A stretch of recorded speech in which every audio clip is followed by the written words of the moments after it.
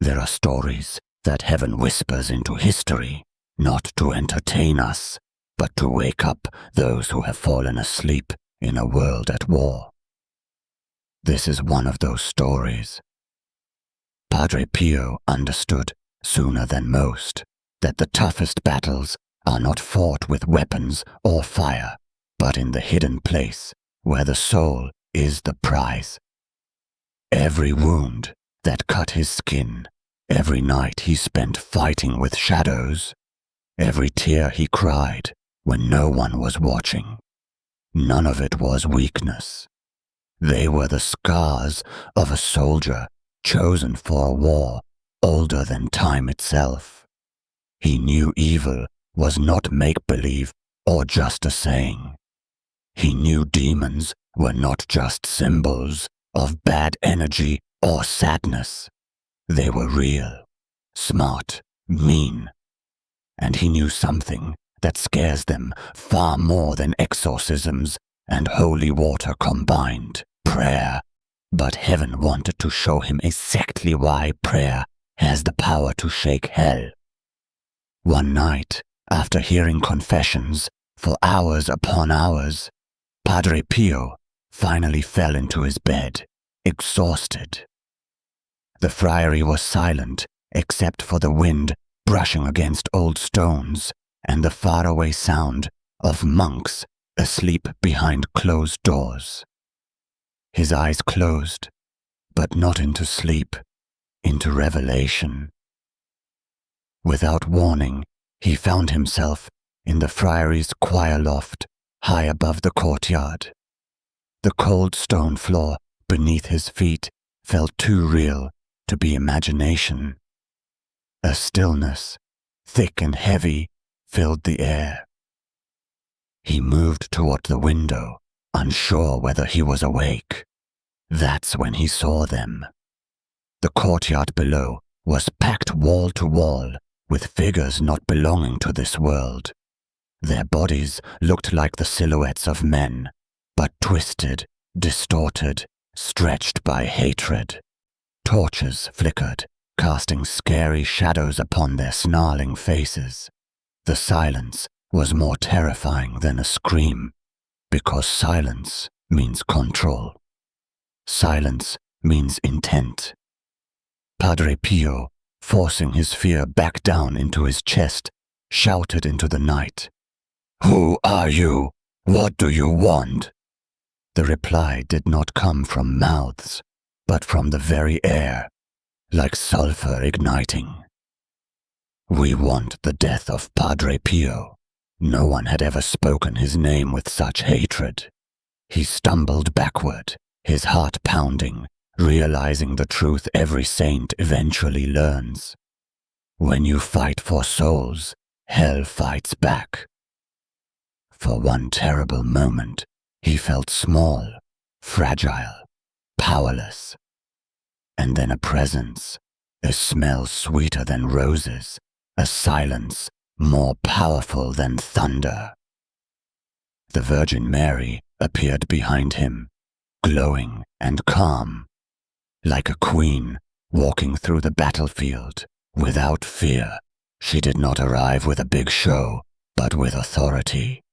She looked into his trembling eyes and spoke the words only a mother, only this mother could speak. "Do not be afraid. I am here." Then she lifted her hands, and what she carried was not a sword of steel or a weapon made by men.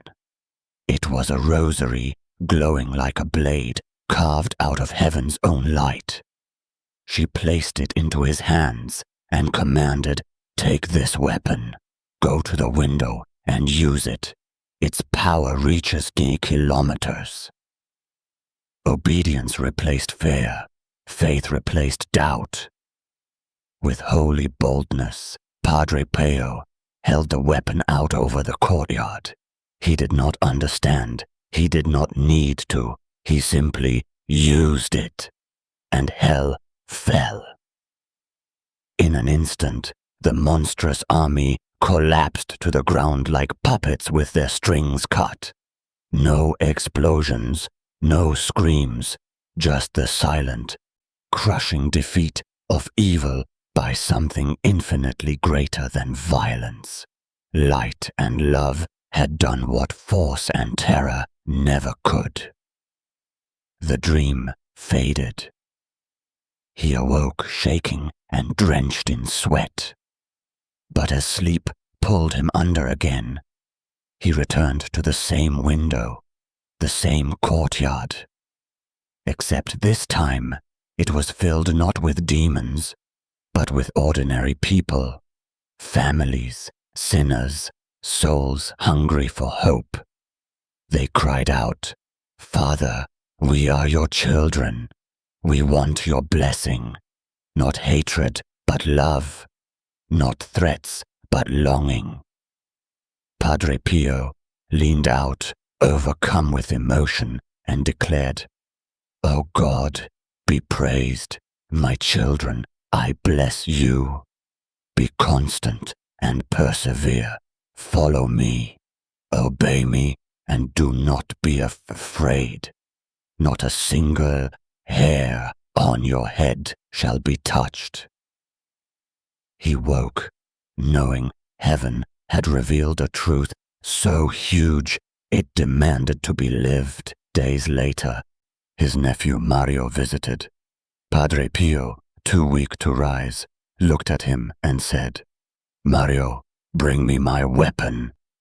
Mario searched desperately, but found no weapon, no blade, no gun. He returned confused.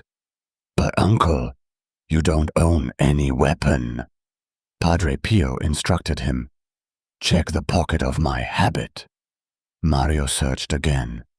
Nothing except a rosary. He held it up, puzzled. Padre Pio's voice rose, with a sharpness only saints possess when speaking truth. "Fool, isn't that the weapon?" From then on, every spiritual child of Padre Pio would repeat one sentence. The rosary is Padre Pio's weapon, and heaven confirmed that truth long before Padre Pio ever dreamed of it.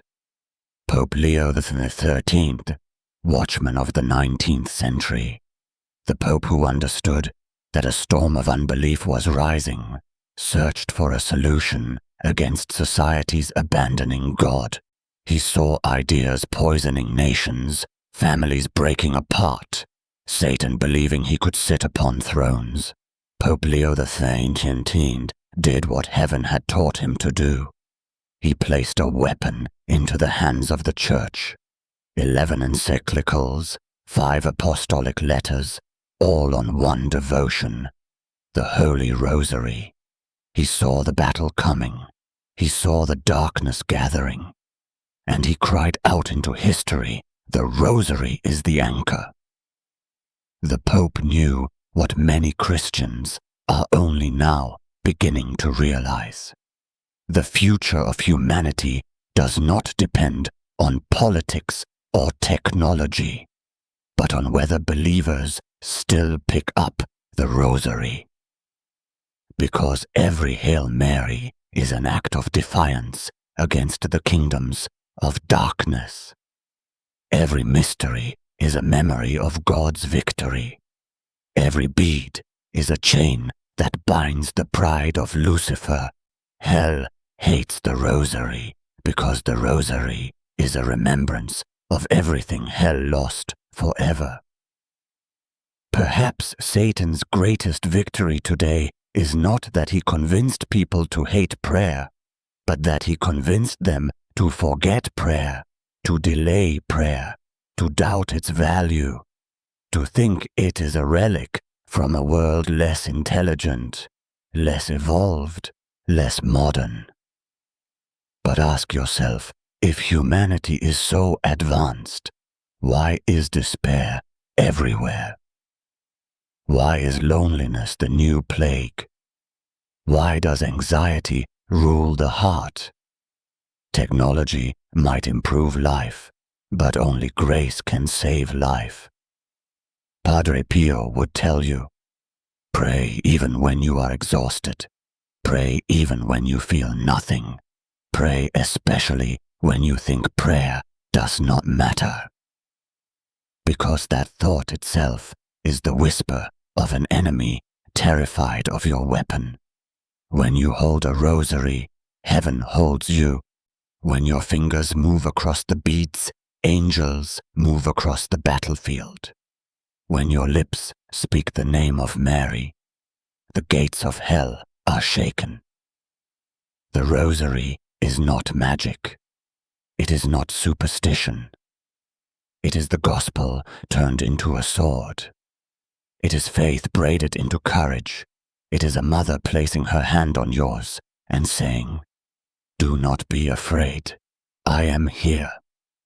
If the darkness in your life feels overwhelming, if sin seems impossible to defeat, if fear is knocking at your door late at night, remember the scene that heaven showed Padre Pio, a lone friar facing an army of demons, victorious because a mother gave him a weapon.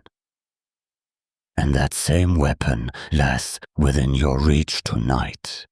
Pick up your rosary, hold it tight, pray with humility, pray with perseverance, pray as if a soul were at stake, because one is yours.